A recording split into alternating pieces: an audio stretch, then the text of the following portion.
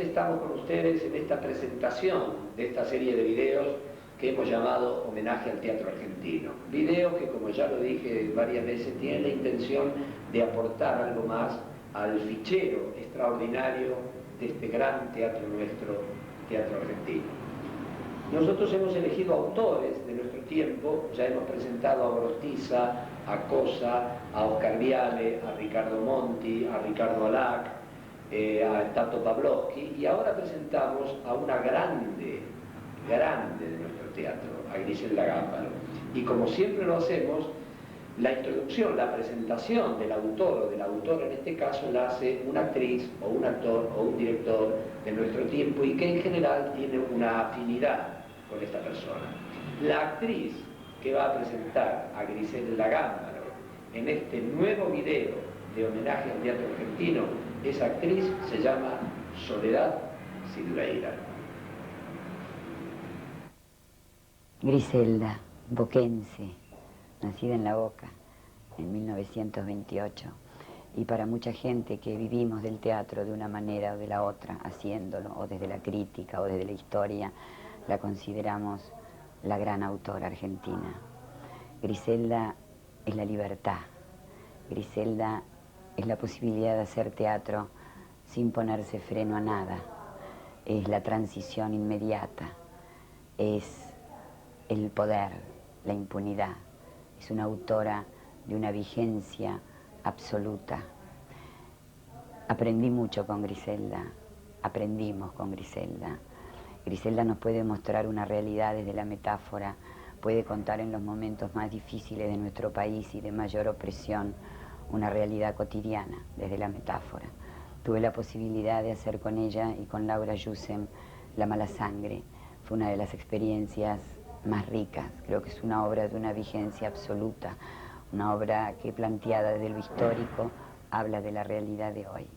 Griselda pertenece, según los historiadores del teatro, a la segunda modernización, donde en ese movimiento forman parte los realistas reflexivos como Cosa, como Somigliana, como Alac, y la neovanguardia que representa Griselda, donde no tiene nada de realista, nada de naturalista, donde todo está expresado con otro color que la realidad, rompe con la realidad. Por eso nos exige como actores ponernos locos. Uno se pone loco con la Gámbaro, uno da rienda suelta a todo su pensamiento, a todo su delirio, a toda su perversidad, nos permite colocarnos en las zonas más oscuras de nuestras personas para de ahí empezar a crear.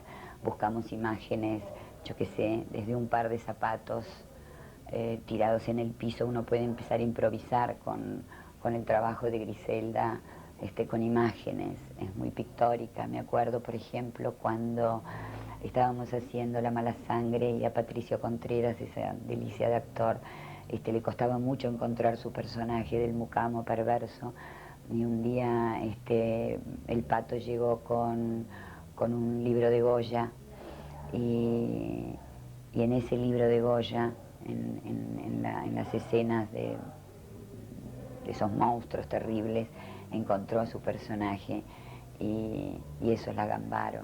Nos hace investigar en los lugares más profundos, nos hace meter en los océanos más desconocidos y nos permite volar.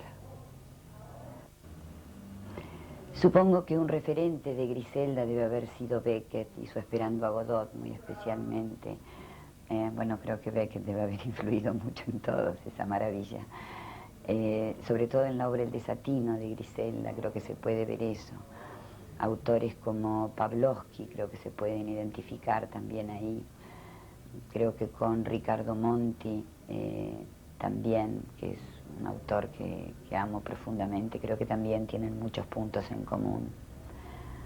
Autores que nos ponen pajaritos en la cabeza, como les decía antes, el imaginativo del actor tiene un enorme trabajo. Los invito a meternos en la vida de una persona de teatro, Griselda Gámbaro, una gran autora, una pequeña soberbia. Es todo al mismo tiempo, la más humilde y la más grande. Con ustedes, Griselda Gámbaro.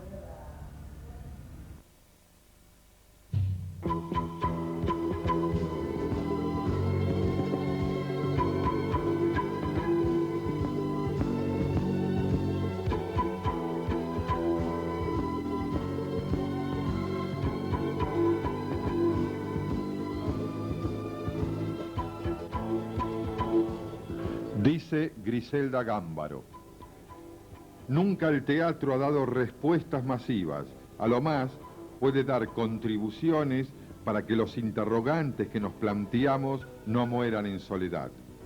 No está en la naturaleza del teatro ser políticamente revolucionario. Es una expresión vital y no se encuentra separada de los conflictos como para dar respuestas. Está en medio del conflicto. La respuesta del teatro a los conflictos, sean sociales, políticos, humanos, es apasionada e implícita, no didáctica. El teatro no es un conductor ni un salvador de masas. Se mueve a nivel individual, de persona a persona. Y esta es la única forma coherente de formar el gran número, la multitud inteligente. Sobre el teatro de vanguardia en la Argentina, reflexiona Griselda Gámbaro. Un creador es siempre un hombre de vanguardia, solo que como es un oído más sensible que el común, atento al pulso de su tiempo, lo percibe con lo que podríamos llamar una fracción de futuro. Y este futuro, que no es sino la transcripción exasperada de un presente, es lo que desconcierta al público cuando presencia un espectáculo que, por su trascendencia, rompe los esquemas a los que está acostumbrado. Entendida como ruptura de formas, la vanguardia es solo un carácter transitorio, no un fin. Un teatro tranquilizante y digestivo, donde las actrices lucen sus modelos y pelucas, donde los gags se hacen a través del erotismo admitido, donde las consideraciones sociales o políticas son cosquillas que no afectan a nadie, no nos interesa, salvo que ese sea nuestro mundo también. Queremos un teatro de furia, de revelación, donde no tengamos miedo para expresarnos, donde podamos sentirnos libres, porque esta es la primera condición de un teatro de vanguardia. En vanguardia, lo importante no es el tratamiento novedoso de una obra o los hallazgos formales. Cuando la renovación no se produce desde adentro, la victoria es ficticia, como sucedió también con muchos espectáculos del Di Tella, que descubrían formas nuevas, pero que no dejaron mayor recuerdo. Los que buscamos en toda obra son las claves de nuestro tiempo. Cuando el teatro rompe esquemas y proporciona al espectador datos tremendos sobre su condición humana, le mueve el piso o trata de integrarlo a un mundo que no le ofrece ya seguridad, la actitud lógica es de rechazo, salvo que no sea bastante joven como para sentirse capaz de modificar ese mundo.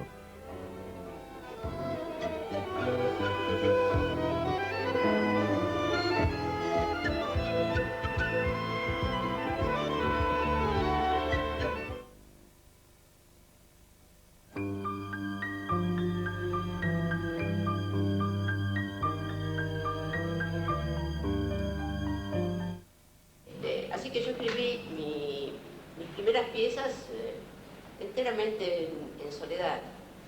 Y la primera fue Las Paredes. Y después de Las Paredes vino El Desatino. Y mi marido trabajaba en el Instituto Di Tella en la parte gráfica. Y a través de él yo acerqué a Roberto Villanueva, que era el director de la parte de teatro, esa pieza, la segunda, El Desatino. Y a Roberto Villanueva le gustó, se le acercó a Jorge Petraglia y se decidió hacer esa pieza de una autora desconocida, cosa que hoy es casi imposible que suceda, es decir, porque Di Tella me permitió tener una producción bárbara, no hubo ningún tipo de presiones empresariales ni ideológicas, y tuve buenos actores y una buena dirección. Así que estrené en el Di Tella en el 65, mi primer pieza, y todavía recuerdo la sorpresa de entrar en la sala y ver a una gran actriz que se llamaba Lilian Riera, no sé si te acordás, que dice, ¿qué hago? ¿Cómo empiezo? Se puso unas chancletas y salió. Y era la madre del Guisatino que yo había imaginado.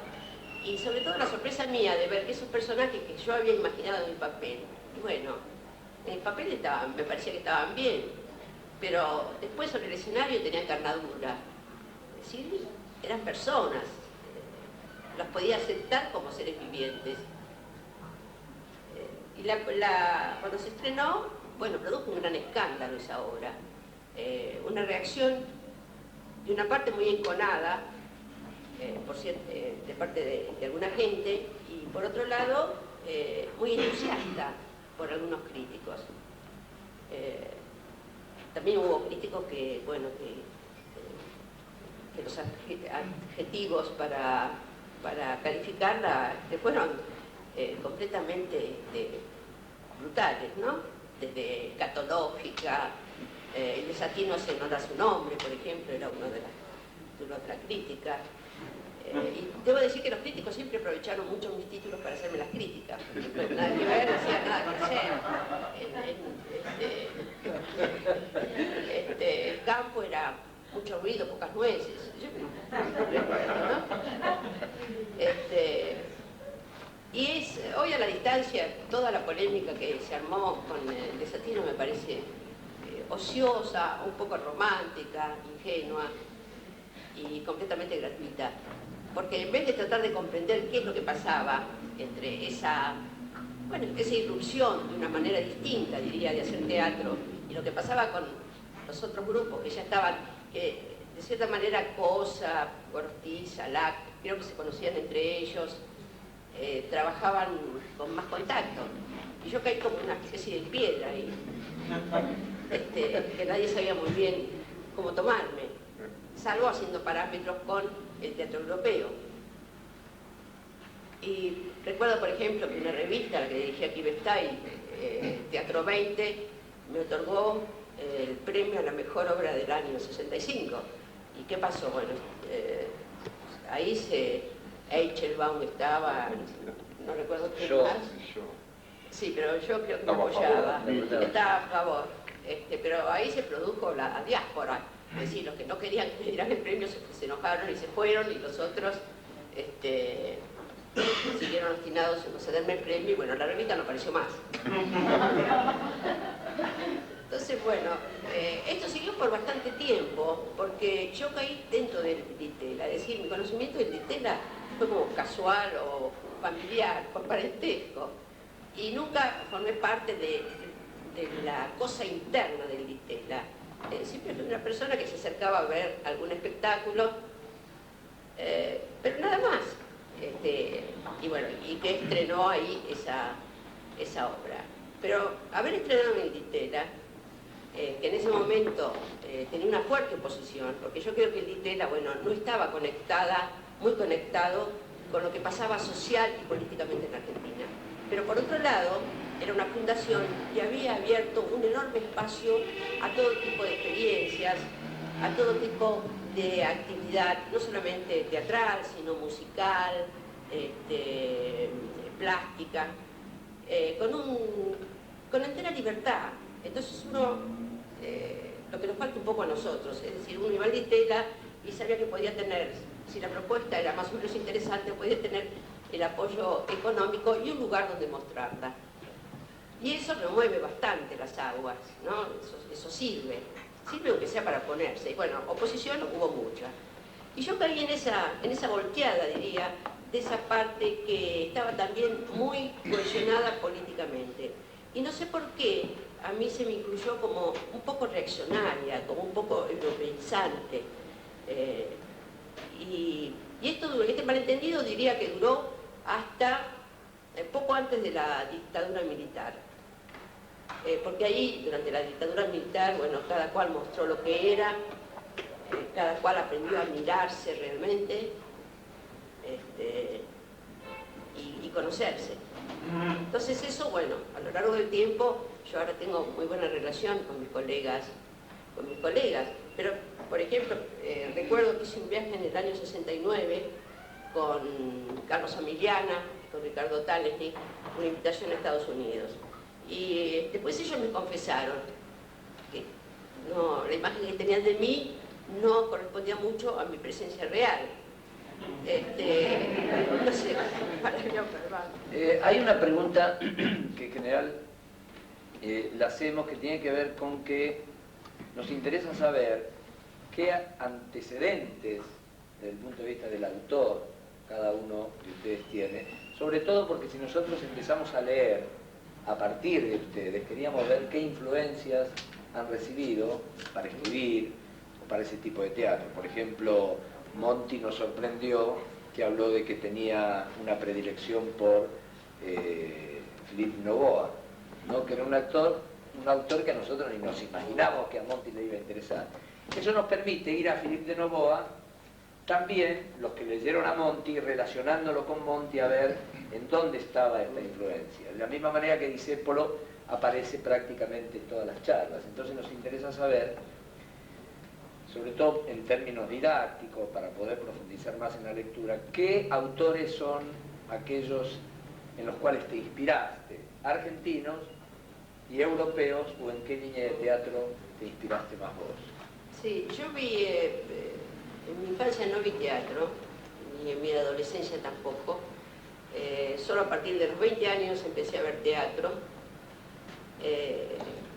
sobre todo el teatro independiente, de Alejandra Boero, donde estaba Alejandra Boero, Pedro Agini, recuerdo haber visto a Fernández, a Gandolfo como actores. Ahí sí. Pero lo que hice siempre es leer mucho teatro. Por eso a veces digo que soy como atípica, porque he leído muchísimo teatro y además tampoco pensaba yo escribir teatro. Es decir, yo siempre tuve y tengo una gran inclinación por la narrativa. Y el teatro no estaba en mis cálculos, pero siempre leí mucho teatro, leí mucho las obras completas de O'Neill, de Pirandello, de Chekhov, las leí desde siempre, y Shakespeare, por supuesto.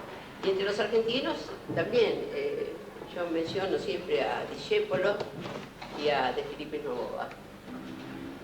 En un artículo que nos había dado para leer acá al grupo que nos tocó sus obras, usted decía, o más que nada se refería a sus personajes, y diciendo que en un principio usted no hablaba por medio de ellos, pero que después de un momento empezó a hablar por medio de ellos.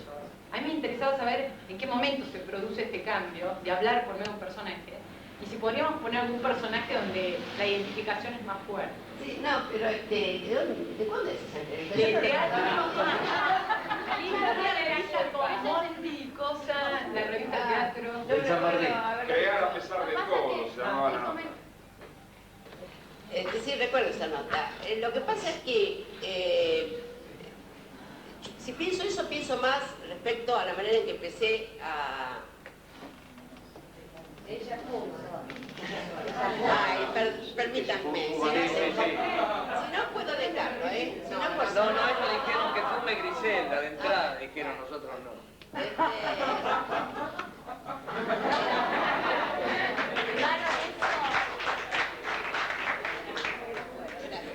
Si pienso, eso lo refiero especialmente a la narrativa. Es decir, cualquier escritor que empiece a escribir, por lo que las primeras obras pagan la deuda a uno mismo, en el sentido de que uno se mete demasiado en lo que pasa.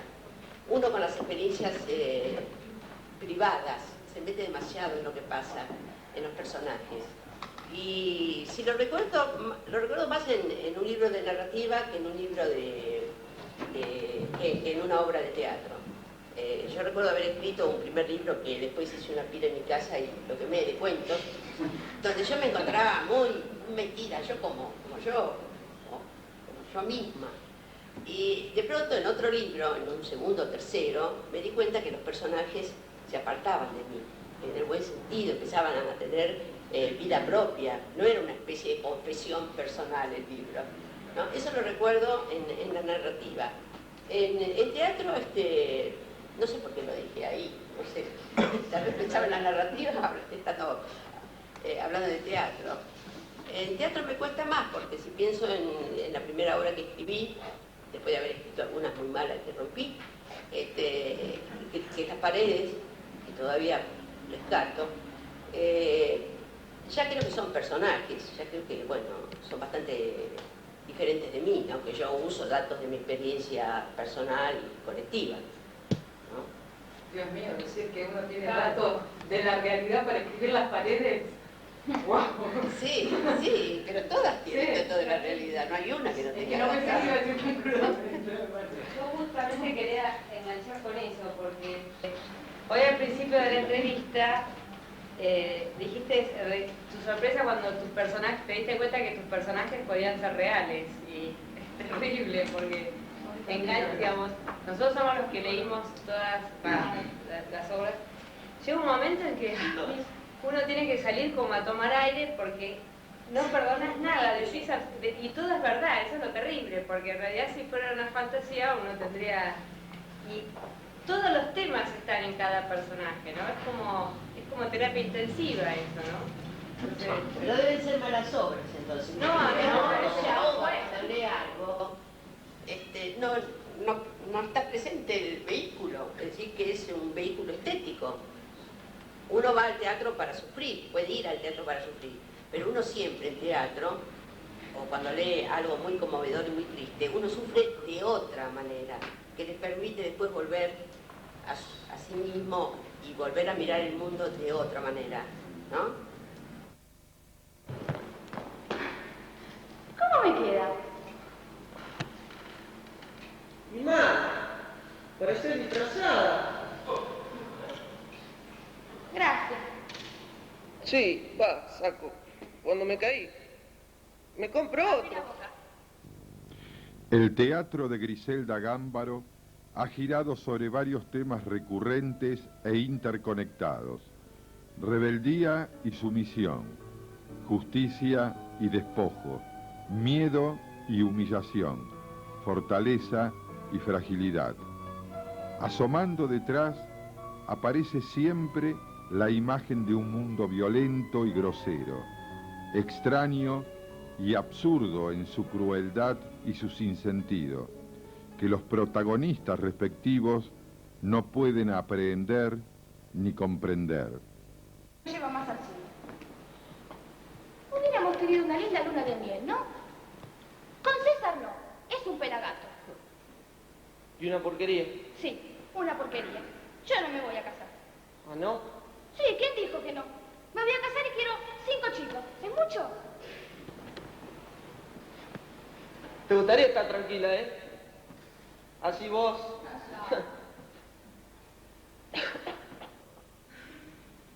¿Y si hubiésemos ido a la Zamora? Estaría bien atendido. Y no me faltaría nada. Porque el viejo me aprecia a mí. Toma eso. Tómalo. Quiero estar sano a cualquier costo. Y si me dijeran que se muera tu hermanita en tu lugar, bueno, sí, está bien, diría. Aceptaría. Me alegraría. Yo también aceptaría. Nos cambiamos la muerte. Pero no comprometan las palabras. Ni siquiera esto. Este gesto que soy. Esta porquería. No. ¿Qué decir? Te vas a mejorar. Te vas a poner bien. A mí Quique me lo dijo. Me dijo que... Quiero que te mueras vos. Bailaría en una pata. ¿Y cómo te cuidaría? Me gustaría que fueras vos. No yo. Hacete la muerta, a ver. Quiero imaginarme cómo voy a estar yo. Y compadecerte y llorar. Morite ahí enseguida. No puedo morirme, ¿no es que no puedo? Morite ¡No puedo! ahí. Vení, vamos a comer. Yo te doy un pedazo de queso. Pero no te lo comas todo. Si te descuidas. Hacete la renga, anda. Sí, hermanita. Se puede. No tenés que derrumbarte en pedazos. Vos estás ranguita por dentro. Pero Va a caminar sola. Bien. Cállate, ¿querés? Yo te miro desde el cielo. Cállate, Tito. Era una broma. Ay, Tito. Lo que yo siento es... Nada. Sí. Lo que siento es que... Cállate. Cállate. No. Lo que siento es... que no vas a estar cuando me muera. Sí, sí. Voy a estar.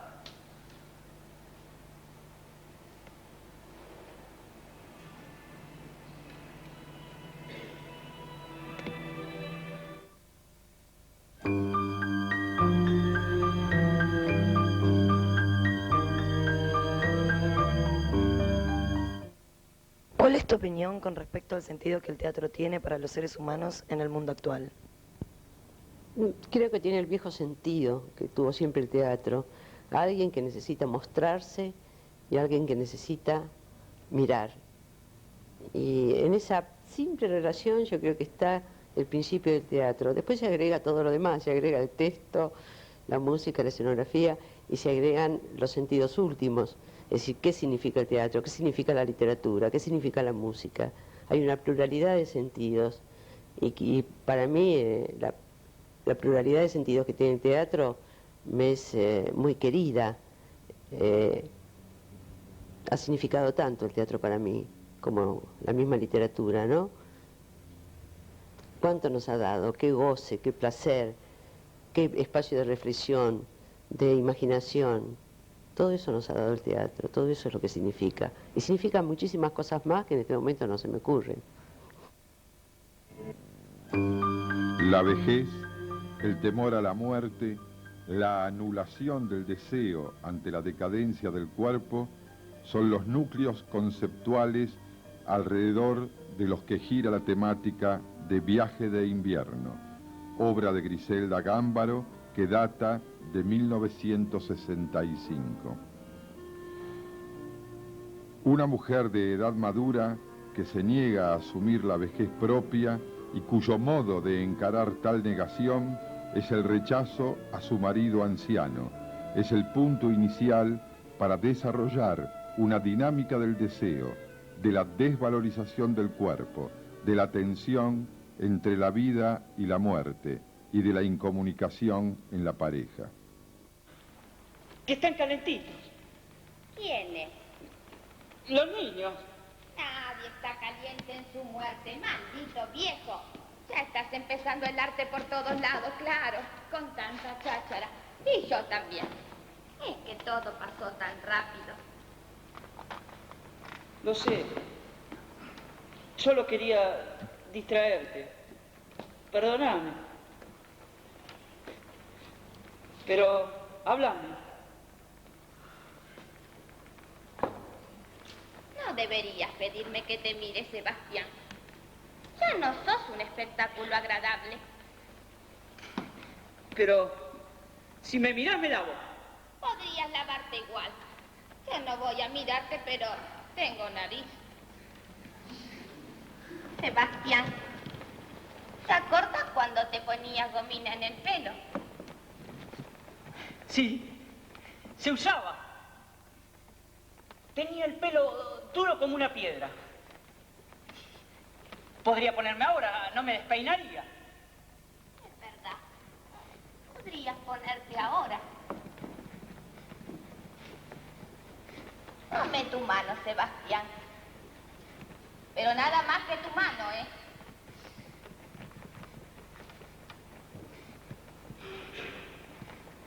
¿Te doy asco? No. Puedo engañarme. Y así, en vez de salir el sol, se asomara un caballo. ¡Qué sorpresa! Estás tan loco. No, estoy viejo.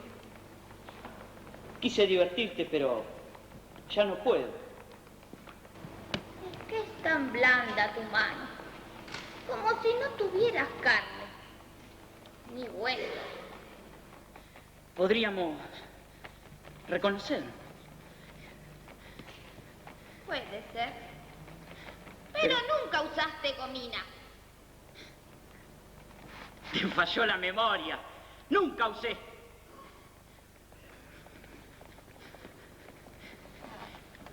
Pobre viejo. Trabajas mucho. No te alimentas bien. Además, crees que la juventud te va a durar eternamente. Soy fuerte. No me encorvo. Hábil sobre la máquina. Hábil sobre la máquina y no me encorvo. Entonces me vas a llevar a bailar el domingo. Sí. ¿Los dos?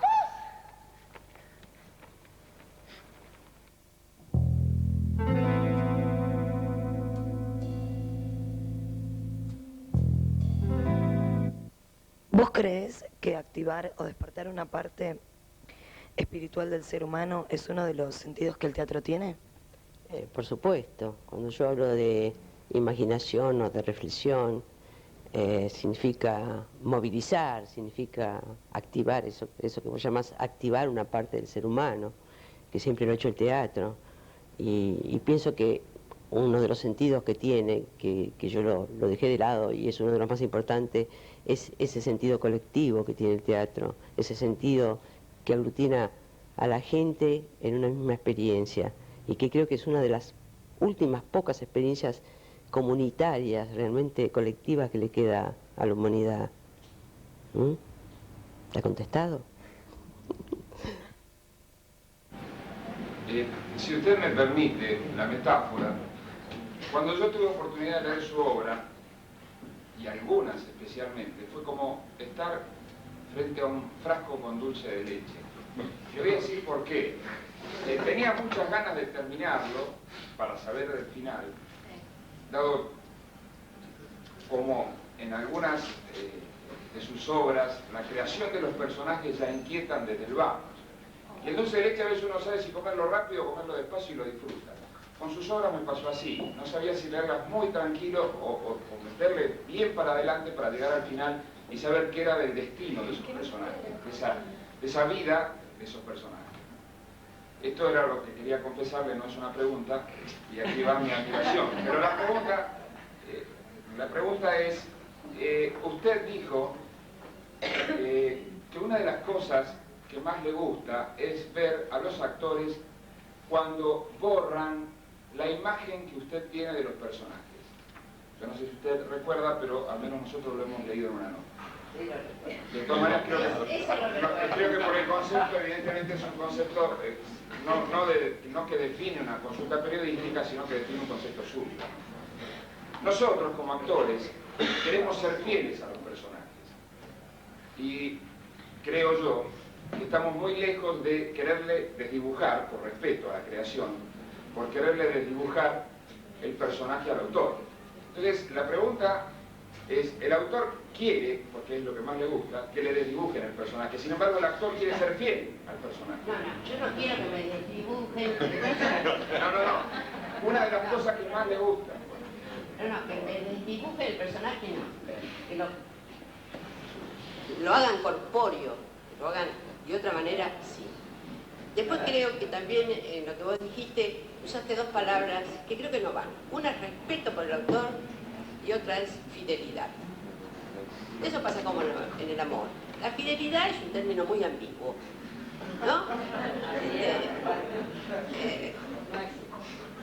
Yo creo que hay otro espacio donde se produce esa intercomunicación entre autor y director, que no es ni de fidelidad ni de respeto, porque el respeto ahí no sirve, ahí no va, ¿no? El respeto es como un límite, uno tiene que atreverse, uno tiene que osar, uno tiene que arriesgarse, tiene que ofender al autor, porque a veces lo ofende bien, a veces, bueno, no, pero uno tiene que atreverse con el autor. Lo que importa son los resultados finales. Uno de pronto se tomó toda la libertad y hizo un bodrio, se tomó toda la libertad y hizo una maravilla. Bueno, uno apuesta por la maravilla, yo por lo menos eso, ¿no? Y lo mismo con la fidelidad. Hay que ser infiel al autor. Ahora, ¿de qué manera uno es infiel? Uno puede ser de una manera vil, como pasa en la vida real, o bien de una manera trabajosa, difícil, con culpa, etc.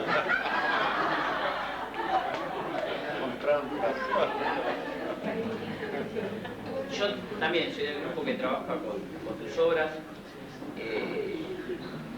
y lo que a mí me causó cuando las leí, la impresión que me dejaron, es que, bueno, creo que tenemos una manera de vernos que no es la real, digamos. Se hablaba acá de que uno se quiere mirar lindo, y en realidad creo que no lo somos. Y que creo que en tus obras, la impresión que me dejó es que mostrás cómo somos los seres humanos, ¿no? Con todas las miserias que tenemos. Y la pregunta es, creo que en algún momento se te compara con el absurdo. Mi opinión es que, por esta impresión, creo que lo del absurdo no va. No sé qué opinás vos, se te comparó con el Ionesco, por ejemplo. Sí, bueno, siempre en ese sentido son comparaciones para mí irritantes. No sé si por egolatría o qué, pero para mí son irritantes. Pero pienso que hay una diferencia fundamental, es decir, que siempre hay en el trasfondo de las obras una materia de tipo social que las dinamiza, que las hace empezar a mover. Mientras que lo de Ionesco es más metafísico, ¿no? Es el absurdo de la existencia. Y nosotros no llegamos todavía al absurdo de la existencia en esos términos. Llegamos al absurdo del trabajo por la supervivencia, por ejemplo, ese tipo de cosas, ¿no? O llegamos al absurdo de ver nuestros personajes políticos en escena, qué sé yo. Pero todo para mí es bastante distinto de Ionesco. Dijiste otra cosa, que mis personajes son miserables. Yo no creo que sean miserables. No miserables. Que muestran las miserias. Que muestran la miseria, pero no creo que muestran la miseria que somos. Está bien. No, que somos, que todo el mundo tiene alguna miseria humana. Sí, pero yo no lo llevaría a ese límite, porque bueno, creo que también, sobre todo en mis últimas obras, los personajes son bastante rescatables, muestran como otra fase de la condición, de los comportamientos. Incluso cuando yo señalo en una obra como Las Paredes, por ejemplo, lo que señalo es la falta de valor para asumir la responsabilidad, ¿no? Más que nada, de aceptar siempre, es lo mismo que el decir sí. Entonces creo que el punto a miseria, y además no es tanto así, y además creo que mi mirada a lo largo del tiempo se ha hecho más comprensiva, más compasiva hacia los personajes, ¿no? Sí, igual las cosas se pueden decir de distintas maneras, uno elige un estilo para decirlo. Sí, y cada obra te pide el estilo o la forma necesaria para decir eso. Yo leí hoy una nota en página 12 de su espectáculo Los siameses que se hizo en Stuttgart, que dirigió a Titín.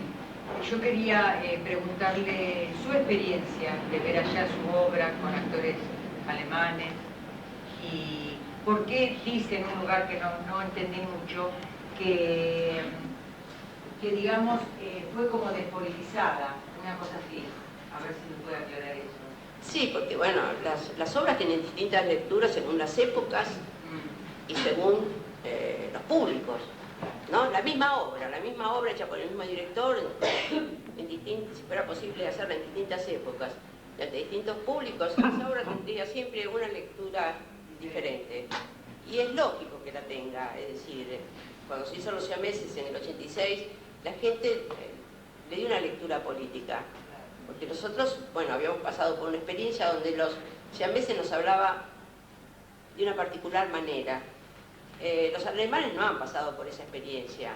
Entonces lo que leen ellos es esa relación entre dos personas que simulan ser hermanos pero no son, donde uno es cruel y el otro por bondad, ingenuidad, estupidez es víctima. ¿Y qué le pasa después al victimario cuando consigue lo que quiere? Se queda, en uno de los sentidos, se queda amputado también él, ¿no? Eso es lo que han leído. Eso es claro, eso que decís en el campo, por ejemplo, ¿no? Claro. El campo en la segunda obra, cuando la asegure, parece una obra realista. Claro, a partir de lo que va a claro. pasar. Mientras que en el... Sí, te parecía... Claro, cuando se estrenó en el 69, Claro. parecía una obra... Bueno, yo recuerdo que nos invitaron al festival de Nancy y que, bueno, claro, con Fernández. Y la Cancillería no quiso pagar los pasajes porque decía que era una obra que no representaba a la situación argentina. Os recuerdo críticas que decían que era snob, pensante, etc. Pero después cuando se dio en el 86, habíamos vivido un pasado que esa obra nos hablaba de una cercanía inmediata, ¿no? ¿Quién fue que habló? Monti, ¿no? Que dijo que era premonitoria sobre el campo. Así es. Claro. Y pasa que, por ejemplo, en Alemania esta obra fue ofrecida hace años, pero no se podía dar, porque los alemanes estaban también muy cercanos a esa... Y ahora es el momento, se está traduciendo, porque es el momento histórico de ellos en que pueden recibir esa obra. Por supuesto, yo modifiqué todas las acotaciones, no hacerlas tan claras, porque para ellos serían demasiado obvias. No tiene el mismo peso ver un uniforme con un SS para nosotros que verlo ellos. Nos colocan en otro lugar inmediatamente. Entonces, para la traducción modifiqué todas las acotaciones, ¿no? Por eso digo, como de un público a otro pasan distintas cosas. Todos tenemos alguna información sobre el Ditela, sobre la mística, la experimentación, la libertad que se vivía en el Ditela. Pero es bastante genérica. La pregunta es, ¿qué hacían en el Ditela? ¿Qué hacían? ¿Qué hacían realmente todos los días que se juntaban y qué tipo de cosas? ¿Dónde pasaban? Mira, había un departamento de teatro, de experimentación audiovisual. Había un departamento de música donde estaba Ginastera, donde estudió Gerardo Gandini, donde estudiaron músicos que después hicieron trabajos importantes.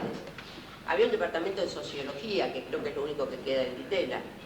Y había el departamento dirigido por Romero Brescia, de artes plásticas. Y se trabajaba intensamente todos los días. Es decir, bueno, en la parte de experimentación audiovisual siempre había elencos que presentaban proyectos. Si vos pensás en la gente que salió en el Ditela, desde Nacha Guevara y musicista, Graciela Martínez, de la bailarina, que después, bueno, pero fue muy importante en su momento.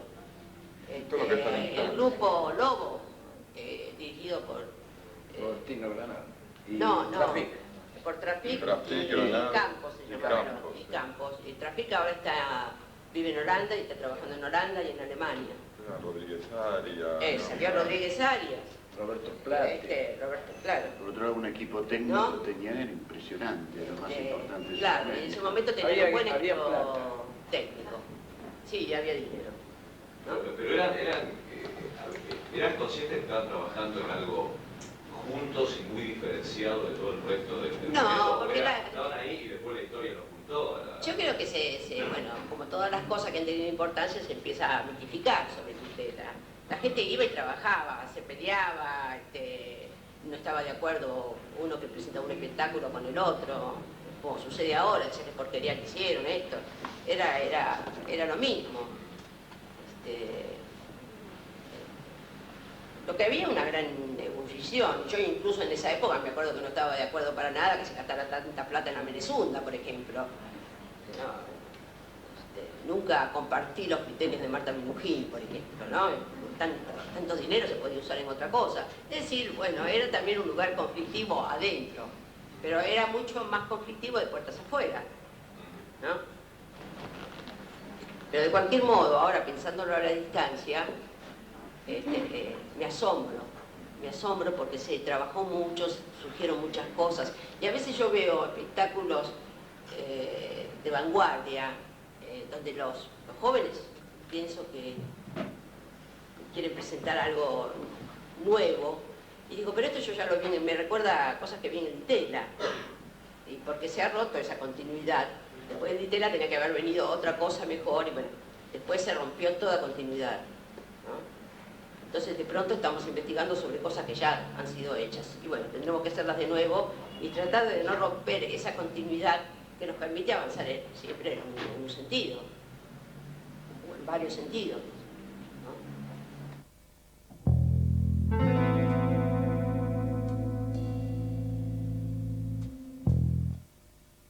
¿De qué contenidos carece el teatro en la actualidad en relación a otras épocas?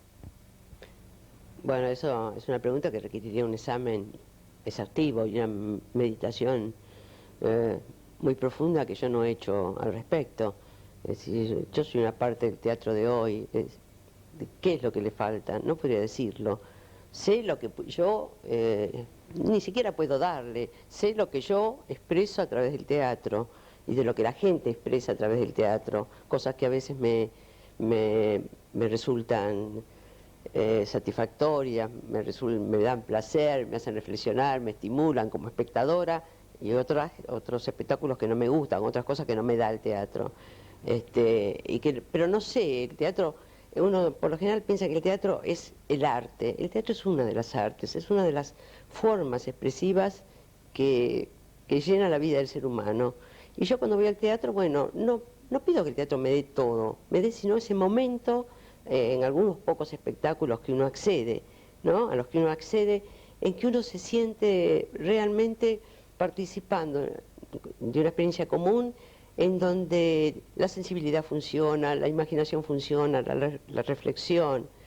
Y eso me lo da a veces el teatro, y cuando no me lo da lo busco en otra de las artes, o lo complementan las otras artes, ¿no? Como la música, la literatura, la plástica. Sí, pero ¿vos qué cambios viste en el teatro de hace 20 años o hace 30 años al de ahora? Yo te diría que pocos cambios.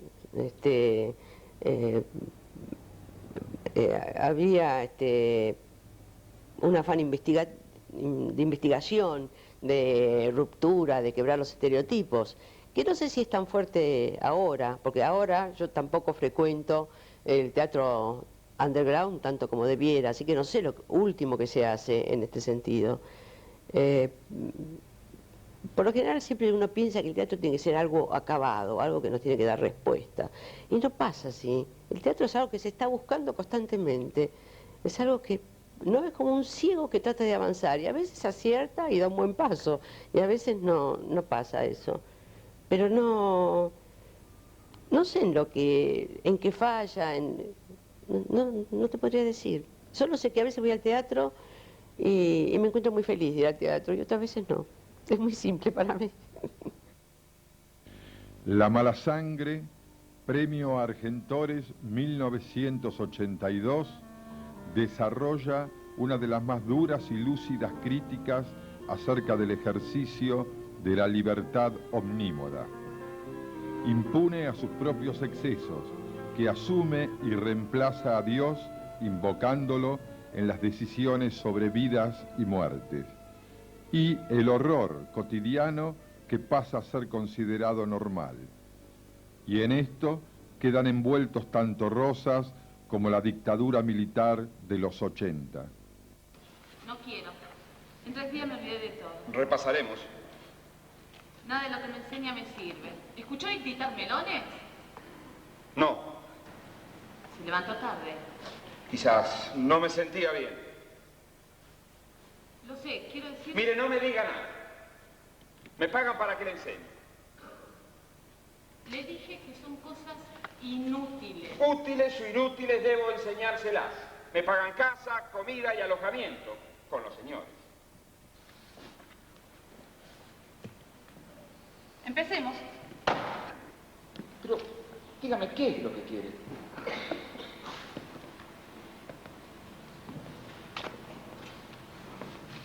Que me perdones. ¿Yo? ¿De qué? Que me perdones.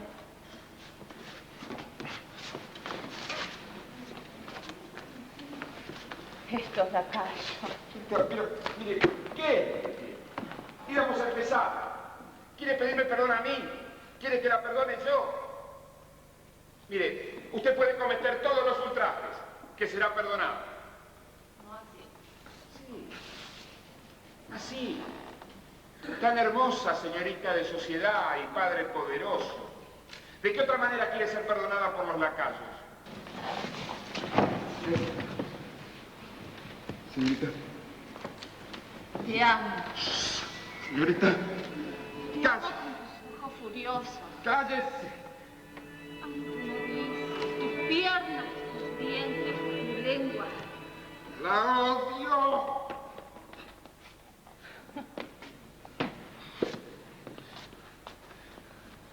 No me oíste. No me oíste. Sí. ¿Sí qué? Sí, Dolores. ¿Dolores qué? Dolores. Mi alegría. ¿Lo soy? No. Dijiste sí. Se divirtió así con el otro. ¿Qué otro? Ese otro profesor que echó a su padre. No, ni lo miré. Y ni lo miré. Pero un poco de coquetería con un lacayo distrae. El tiempo pasa mejor. No entendés nada. No sabes nada de arrepentimiento. ¡Pégame! Y no gritará servir. No volverá a llamar a su padre. Mire, con qué ganas le daría. ¿Cómo me rechazas a mí? Te amo. No se haga problema, señorita. Ya la perdoné. Cuando a una le conceden tantos perdones, es porque no merece ninguno. Como el olvido, señorita. Cuando usted olvida, sepulta, degüella la memoria. Claro, quiere esa clase de olvido. Necesita sentirse bien con su conciencia. Pues se lo concedo. Y ahora déjeme en paz. Déjeme en paz. No. No te dejaré en paz. Quiero que me odies por lo que te hice. Que me perdones. El odio lo tiene. Y el perdón también. ¡Te amo! ¿Sabe? ¿Qué sabe usted? Sé que te amo. Sé que te amo. Sé que te amo. No es más que una estúpida criatura. Se apasionó demasiado pronto, ¿no le parece?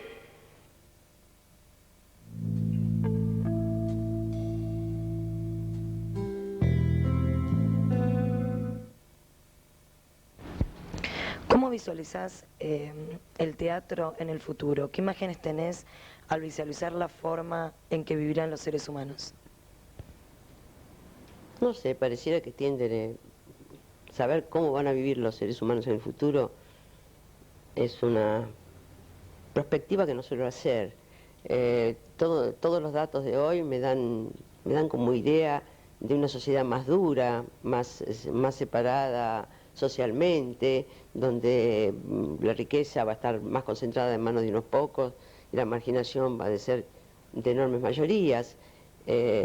Y en apariencia eso está como aceptado por las mayorías y como pasado por la necesidad de un imposible consumismo. Pero uno nunca tiene que hacer predicciones de ese tipo, porque yo creo que la humanidad a lo largo de los tiempos nos ha demostrado que la historia, si bien parece repetirse, nunca se repite exactamente. Puede haber un punto en que las cosas cambien, y yo espero ese punto, que es el punto de la dignidad humana, de la rebelión, de la necesidad de verdadera libertad y de tener una vida realmente digna, sin maltrato, con mutuo respeto, ¿no? Es donde el ser humano se revela, de pronto el ser humano se descubre distinto y vuelve a querer hacer una sociedad distinta. Si lo consigue o no es otro aspecto, pero lo más importante es que intente hacerlo. Eso es como yo visualizo esta hipotética sociedad futura, ¿no? Que a veces me aterra, porque los datos son como aterradores, pero trato de pensar en esa parcela que tiene la criatura humana de revelar de pronto una faceta desconocida, que es esa necesidad de libertad, siempre desconocida porque siempre está aplastada, esa necesidad de libertad, de dignidad, que no se agota nunca. ¿Y qué le dirías a los jóvenes que están empezando una carrera? Bueno, ¿qué pensás qué le podrías decir a los jóvenes que están emprendiendo esta carrera del teatro, que están estudiando? Es que tienen que tener necesidad de hacerla. Si no hay necesidad de hacer algo, entonces no hay fuerza para aguantar lo que exige esta carrera, este ser actor, este ser actriz, director, ¿no? Hay que tener necesidad, uno tiene que morirse si no va a estudiar, si no va a ensayar, si no va a ver teatro, ¿no? Así como yo siento que si no escribo me muero. Bueno, es esta necesidad, ¿no? Yo creo que no hay, ¿viste? Decálogos, modelos, reglas, nada. Hay que sentir una necesidad interna, apasionada, fuerte, y si no, que hagan otra cosa.